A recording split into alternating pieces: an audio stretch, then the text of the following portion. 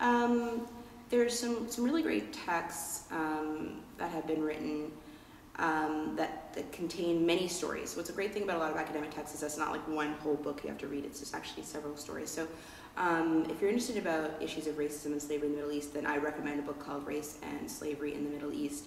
Not the one by Bernard Lewis, because there's issues there, but there's one actually it's edited by the University Press in Cairo, so it's several scholars from around the world actually trying to give voice to slaves from sub-Saharan Africa who were displaced into the Ottoman Empire in the 18th and 19th centuries. So that's a great book and a lot of pertinent information.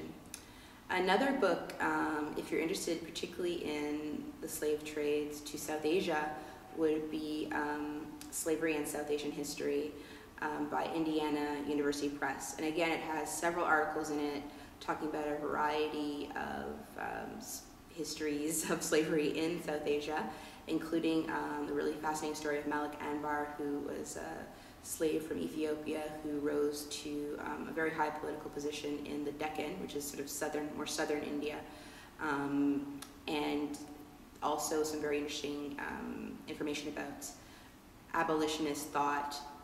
In abolitionists means abolition, the ending of slavery, amongst Muslim scholars in the 19th and 20th centuries, which is also important. There's also another great book called Islam and the Abolition of Slavery by William Gervais Smith. And that's an important book because it's really sort of looks at the Muslim world as a whole and different movements to abolish slavery, which really, again, they did only happen sort of more in the 18th, 19th centuries. But he looks at sort of other tendencies on a smaller scale that had happened, or even questioning around the justifications for slavery and debates even amongst Islamic jurists about how could you justify enslaving certain communities versus others. I think it's very important for understanding the complexity of Muslim history. So I really recommend that book.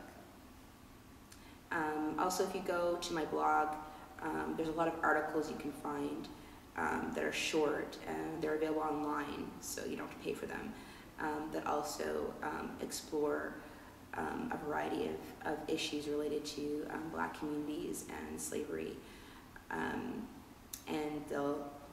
hopefully you'll learn something that you didn't know before. What movies? A lot of movies I really recommend would be Sedo by Ousmane Sembene, and it's very interesting because it sort of shows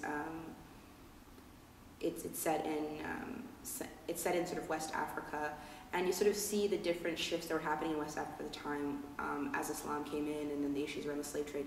Because again, I find sometimes when we talk about Islam in West Africa, it is a bit of a romanticized view, and we don't understand just the pluralism that existed in West Africa at the time, and different reactions, different communities' understandings of it, and also it's also important to understand that there are indigenous spiritual traditions in Africa, which often were discounted both by Christians and Muslims, and so that film also explores those traditions and definitely with a respect for those traditions, which I think is very important.